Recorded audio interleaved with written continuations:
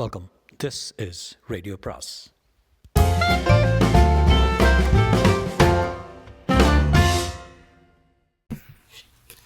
அனைவருக்கும் அன்பு வணக்கம். இந்திரா சௌந்தரராஜன் ஒரு ஸ்ரீரங்கத்து தேவதை, அத்தியாயம் 31. மறுபக்கம் விநாயகத்தின் ஃபோன். அவரும் எப்படிப்பட்டவர் என்பதை அவர்களுக்கு உணர்த்த தொடங்கியது. கான்ஃபரன்ஸ் கால் போட்டு பேசத் தொடங்கினார். சகே, எங்கே இருக்க? ஐயாங்களா, ஐயா நான் சுண்ணம்பு காலவாசலுக்கு வந்திருக்கேங்க. என்னையா செய்யணும்? உனக்கு அந்த தங்கராஜ் நான் தெரியும் தானே? ஐயா, எந்த தங்கராசுங்கய்யா? எங்கிட்ட டிரைவராக இருந்து களவாணித்தனம் பண்ணானே, நான் வேலையை விட்டு தூங்கினானே. ஐயா அவனுங்களா? அவன் இப்போ நம்ம ஊர்லேயே இல்லைங்களே. எல்லாம் தான் இங்கே வந்து என் பேத்தியை களவாண்டு முள்ள மாதிரித்தனம் பண்ணுறாங்க. ஐயா என்ன சொல்கிறீங்க? அவன் தமிழ்நாடே வேணான்னு மும்பை பக்கம் போயிட்டான்னு தான் நான் கேள்விப்பட்டேன். எதுக்கு அங்கே போய் தாதாவாகி இந்த நாட்டை இன்னும் கெடுக்குவா? அவன்லாம் தாதாவாகிறதா? என்னையா சொல்கிறீங்க? உங்களோட கதை பேசி நான் இப்போ அதுக்கு கூப்பிடல. இந்த தங்கராஜோட அம்மா நம்ம ஊரில் தானே இருக்கா? தெரியலங்க ஐயா, போய் பார்த்தா தெரியும். போகிற பார்க்குற, அப்படியே தூக்கி போட்டுரு. நேராக ஸ்ரீரங்கம் வர்றேன். தூக்கி போடுறேங்கண்ணா? தூக்கி போடுறேன்னா உனக்கு அர்த்தம் தெரியாதா? உனக்கு அதிகபட்சம் 90 நிமிஷம் தரேன். அவளோட நீ ஸ்ரீரங்கம் வர்ற. ஸ்ரீரங்கத்தில் எங்கேங்க? கொள்ளிடம் பாலம் தாண்டும் போது ஃபோன் பண்ணு, சொல்கிறேன். ஒருவேளை அந்த அம்மா இல்லைன்னா? இந்த இல்லைன்னா பொருளான பேச்செல்லாம் வேண்டாயா. அவன் நிச்சயம் அங்கே தான் இருப்பா.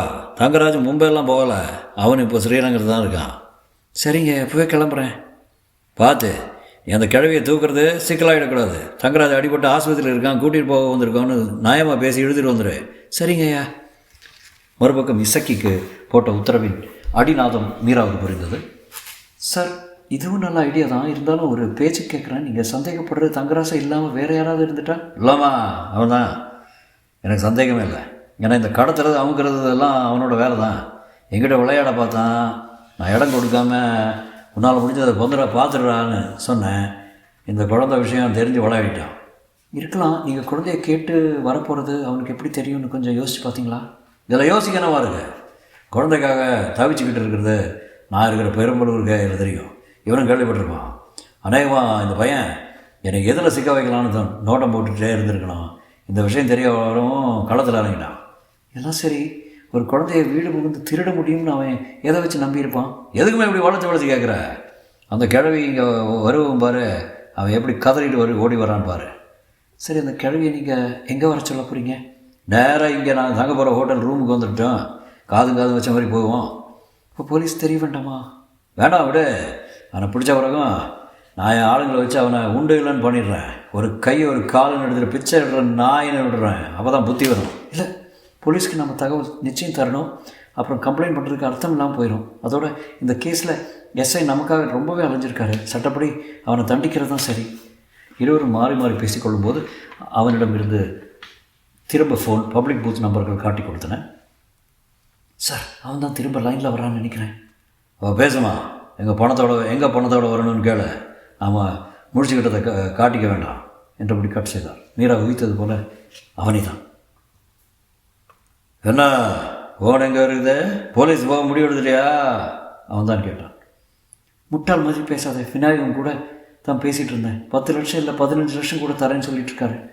எங்களுக்கு குழந்தை நல்ல விதமாக கிடைச்சா போதும். அந்த ஆள் அப்படி தான் சொல்லுவான். ஆனால் ஏதாவது திருட்டு வேலை பார்ப்பான். அப்படி மட்டும் ஏதாவது செஞ்சால் மயக்கத்தில் இருக்கிற குழந்தை அப்படியே எமக்கிட்ட போயிடும். ஜாகிரதை. பிளாக்மெயில் என்ன மிரட்டுறேன்? அதான் பணம் தரேன்ட்டு இல்லை, எங்கே வரணும்? உடனே எடுத்த சொல்லு. என்னம்மா நீ மாட்டுற? இன்னும் ஏதாவது டுபாக்கூர் வேலை பண்ணுறீங்களா? மண்ணாங்கட்டி குழந்தை மட்டும் இருக்கும்போது எதையாவது பண்ண நாங்கள் என்ன முட்டாளா? நீ குழந்தைய மயக்கத்தில் வச்சுருக்கேன்னு சொன்ன பாரு, எனக்கு அதை கேட்கவும் கோவம் வந்துருச்சு. என்ன தர அதுக்கு கொடுத்தேன்? பயப்படாத, தூக்க மருந்து தான். சரி, முதல்ல எடுத்த சொல்லு. எனக்கு இதுக்கு மேலே பொறுமை கிடையாது. அதை அடுத்த ஃபோனில் சொல்கிறேன். 10 லட்சத்தை கேஷாக ஒரு பொட்டலமாக கட்டி ரெடி பண்ணிடுங்க. கொஞ்ச நேரத்தில் இடத்த சொல்கிறேன். இந்த ஃபோன் கட் செய்த மறுநொடி மீரா முகத்தில் ஒரு புது உற்சாகம். என்ன மீரா? ஸ்ரீதர், அநேகமாக அவன் கொள்ளிட கரையோரமா ரயில்வே பிரிட்ஜை ஒட்டி தான் இருக்கணும். அவன் பேசும்போது ரயில் போகிற சத்தம் கேட்டது. அப்படியே பக்கத்தில் துணி துவைக்கிற சத்தமும் கேட்டது. அப்படியா? அது கலாச்சாரம் புழங்குற இடம் தான். மறைவான பகுதிகள் அங்கே நிறைய உண்டு. அவன் ஃபோன் பண்ணுறது இருக்கட்டும், நீங்கள் 2 பேரும் கொஞ்சம் அந்த பக்கம் போய் பார்க்குறீங்களா?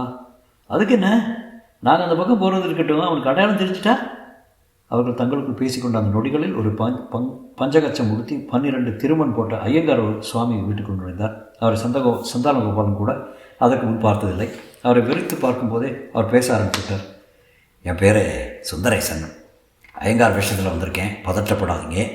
முத்துராம் ஐயா தான் அனுப்பினார். நாங்கள் போலீஸ் டிபார்ட்மெண்ட் ஆளுங்க தான். பொதுவாக கிட்னாப்பிங் கேஸில் நாங்கள் தனியாக ஒரு ஸ்கெட்ச் போட ஆரம்பிச்சிருவோம். அந்த வகையில் உங்கள் ஃபோனை நாங்கள் ட்ரேஸ் பண்ணதில் எங்களுக்கு எல்லாம் தெரிய ஆரம்பிச்சிச்சு. இப்போ ட்ரேஸ் பண்ண முடியுங்கிறதே எதிரி ஊகிக்க மாட்டான். அவனால் முடியவே முடியாது. எதிரி பப்ளிக் பூத்திலிருந்து முதல் தடவை பேசினப்போ அந்த பூத்தை கண்டுபிடிச்சிட்டோம். அடுத்த தடவை பேசுகிறப்ப பிடிக்க என்னை போல் ஒரு வேஷம் போட்ட போலீஸ் அங்கே போயிட்டாங்க. இந்நேரம் பிடிச்சிருப்பாங்க. விநாயகம் சார் சொன்னது ரொம்ப சரி. பூத்தில் பேசினது தங்கராஜ் தான். அவனை இந்நேரம் அரெஸ்ட் பண்ணியிருப்பாங்க. அவனுக்கு இன்னொரு ஆள் உடந்த, அந்த ஆள்கிட்ட தான் குழந்தை இருக்கு. கொஞ்சம் நேரத்தில் குழந்தையும் கிடச்சிடும், கவலைப்பட வேண்டாம். வந்து அவர் மடமளம் என்று சொல்லி முடிக்கவும் அவர்கள் அனைவரிடமும் ஸ்தம்பிப்பு. என்னங்க பேச்சே காணோம்? இல்லை, எப்படியெல்லாம் யோசிக்கிறேன். என் ஃபோனை ட்ரேஸ் பண்ணேன்னு சொன்னீங்களே, எப்படி புரியல? கேஸ் ஃபைல் ஆனோடனே எங்கள் ஆக்ஷன் தொடங்கிடும். சம்மந்தப்பட்டவங்க ஃபோனுக்கு நிச்சயம் பிளாக்மெயில் ஃபோன் பண்ணுவாங்கிற ஒரு சாதாரண கணக்கு தான். இப்போ நிறைய வசதி வாய்ப்புகள் இருந்துச்சுன்னா அதோட டீட்டெயில்ஸை நாங்கள் வெளியே சொல்லக்கூடாது. அது எங்கள் தொழில் ரகசியம். சரி, நாங்கள் உங்கள்கிட்ட வராமல் தன்னிச்சையாக செயல்பட்டுருந்தா? பிளாக்மெயிலை முதல்ல கண்ட்ரோல் பண்ணுறதே போலீஸ் தான். பாதிக்கப்பட்டவங்களும் பயந்துக்கிட்டு பிளாக்மெயில் சொன்னபடி கேட்க ஆரம்பிச்சிடுவாங்க. இதெல்லாம் நாங்கள் எதிர்பார்க்குற விஷயந்தான். அதனால் நாங்கள் இடத்துக்கும் ஆட்களுக்கும் ஏற்ப திட்டம் போட்டு செயல்படுவோம். இப்போ கூட நான் இங்கே இந்த வேஷத்தில் வந்து அந்த தங்கராஜ் ஆட்கள் யாராவது பார்த்துக்கிட்டு இருக்கலாம். ஒரு ஐயங்கார் விஷயத்தில் வந்ததால் சந்தேகப்பட வழியே இல்லை. என்ன சொல்கிறீங்க சார்? அவனுக்கு சப்போர்ட்டாக அவ்வளோ பேரா? 2 பேர் தாம்மா. இப்போ உங்கள் வீட்டுக்கு வெளியில் யாராவது இருக்கலாம்னு ஒரு எச்சரிக்கையான எண்ணம். அவ்வளோதான், கட்டாயம் இருக்கணும்னு கிடையாது. அவர் சொல்லும்போது மீரா ஃபோன் வந்தது. விநாயகம் பேசினார். வாடே, இந்த கலவனையை பிடிச்சிட்டாங்க. நான் சொல்லாதே, தங்கராஜ் தான் என்ற உற்சாகம். சார், குழந்தை? கவலைப்படாத, உங்கள் வீட்டு வேலைக்காரி மகாவோட புருஷன்கிட்ட தான் குழந்தை இருக்குது. கொள்ளிடக்கு கரையோரமாக வண்ணாமன் பட்டித்துறையில் இருக்கிற மறைவான இடத்துல இருக்காங்க. நான் கேமரா பதிவில் பார்த்தப்போ ஒரு மொப்பெட்டில் போனான் இல்லையா? ஆமாம். அப்போ முன்னால் ஒரு வயர் கூட இருந்தது இல்லையா? ஆமாம். உள்ள குழந்தை தாங்க இருந்திருக்கு. இங்கே தங்கராஜ் உங்கள் வீட்டுக்கு வெளியே வெறிச்சு நின்று பார்க்குறத அந்த பக்கமாக வந்த உங்கள் வேலைக்காரி புருஷனுக்கு யதார்த்தமாக பார்த்துருக்கான், பேசியிருக்கான். அப்படியே கூட்டணி அமைச்சிட்டாங்க. குழந்தைய பார்க்க வரும்போது நீங்களாம் இருந்தால் பொண்டாட்டி இருக்காங்களாம் தேடி வந்தேன்னு சொல்லி தப்பியிருப்பான். நம்ம நேரத்துக்கு யாரும் கிட்ட இல்லாமல் போகவும் தூங்கிட்டான். எல்லாமே பிரமிப்பாக இருக்கு. எனக்கு நம்ம போலீஸை நினச்சா தான் பிரமிப்பாக இருக்குது. இந்த பிளாக்மெயிலுக்கு பிறகு நாம் அவங்ககிட்ட போகவே இல்லை. ஆனாலும் நம்ம விஷயத்தில் உள்ள நுழைஞ்சு கச்சிதமாக எல்லாத்தையும் முடிச்சுட்டாங்க பாருங்கள். ஆமாம் சார், இப்போ தான் எனக்கு நிம்மதியாக இருக்குது. எனக்கும் பெரிய பாடமா. அந்த வீட்டுக்கு போலீஸ் வந்திருக்குமே. பயங்கர ஸ்மார்ட் ஒர்க்கு. நான் முத்துராம என்னவோ நினச்சேன். ஆனாலும் நீங்கள் யூகிச்சது எல்லாமே இருக்குது. கிட்னாப்பர் என்னால் தான் இருக்கணும்னு கண்டுபிடிச்சதுலேருந்து லோக்கல் பூத்துலேருந்து பேசுகிறது வரை நீ சொல்ல எல்லோரும் வேலை சுலபமாகிடுச்சுமா? விநாயகர் பொங்கி விழுந்தார். அப்படியே நான் உங்கள் வீட்டுக்கு வரேம்மா. அங்கே தங்கராஜ அம்மாவையும் கூட்டிகிட்டு வராங்க. அவனோட எனக்கு ஒரு பெரிய கணக்கு பாக்கி இருக்குது, வச்சுக்கிறாங்க. ரிஸ்கிரவும் வச்சுக்கிறான். அதை தொடர்ந்து வீடே போய் முடிச்சுட்டு, பெருமாளே இதோட எல்லாம் முடிஞ்சுடுத்துனா போதும். மேலே பார்த்து கையை தூக்கினாள் பங்கஜ். இப்போல்லாம் விஞ்ஞானம் மட்டும் வளரல, கிரிமினல்களும் வளர்ந்துட்டாங்க. நாங்களும் எங்களை வளர்த்துக்கிட்டே வர்றோம். வாஸ்தவத்தில் இந்த கேஸ் ஒரு கேஸே இல்லை. இந்த தங்கராஜுக்கு ஃபோன் பேச்ச போலீஸ் விட்டு கேட்கும்போதுங்கிறது தெரியல. தெரிஞ்சிருந்தா இவன் ஃபோனே பண்ணாமல் வேறு விதத்தில் முயற்சிட்டு இருப்பான். இப்போ கூட தன்னை எப்படி பிடிச்சாங்கன்னு குழம்பே போய் தான் யோசிச்சுட்டு இருப்பான் என்று ஐயங்கார் இடத்தில் இருந்த போலீஸ்காரரும் தன் பங்குக்கு விளக்கினார். போலீஸ் ஸ்டேஷன் லாக்கப்புக்குள் தங்கராஜும் மகா புருஷனும் அடைக்கப்பட்டிருந்தனர்.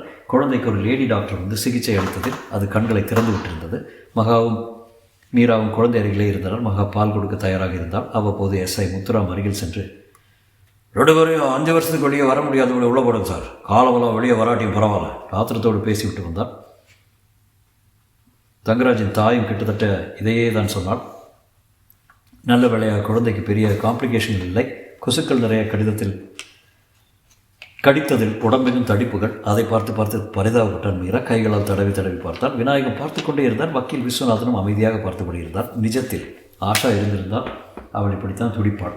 ஒரு பெறாத தாயாக மீரா துடிப்பது பெண்மை என்பது எத்தனை சிறப்பானது என்கிற ஒரு விஷயம் தான் விநாயகத்துக்குள் இறங்கிக் கொண்டிருந்தது. வெளியே நிறைய டிவிக்காரர்கள் வந்திருந்தனர். அவர்கள் தடுத்து நிறுத்தப்பட்டிருந்தனர். மீரா வரையில் சுதர்சன் தன்னோடு இருப்பதை ஒரு பலமாக கருதினாள். உண்மையில் மிகப்பெரிய மனது அவனுக்குத்தான். அவன் உடன் இருப்பதால் சந்தானகோபாலனுக்கும் சீதாவுக்கும் இந்த விஷயம் ஆக ஊரார் எப்படியெல்லாம் கேள்வி கேட்பார்களோ என்கிற கவலை எல்லாம் சுத்தமாக இல்லை. இதற்கு பதில் புதிதாக ஒரு பிரச்சனை வந்துவிடக்கூடாது என்கிற பயம் மட்டும்தான் இருந்தது. மீராவோட மனசுக்கு ஏற்ப அவளுக்கு பெருமாள் சுதர்சன அடையாளம் காட்டியிருக்கா.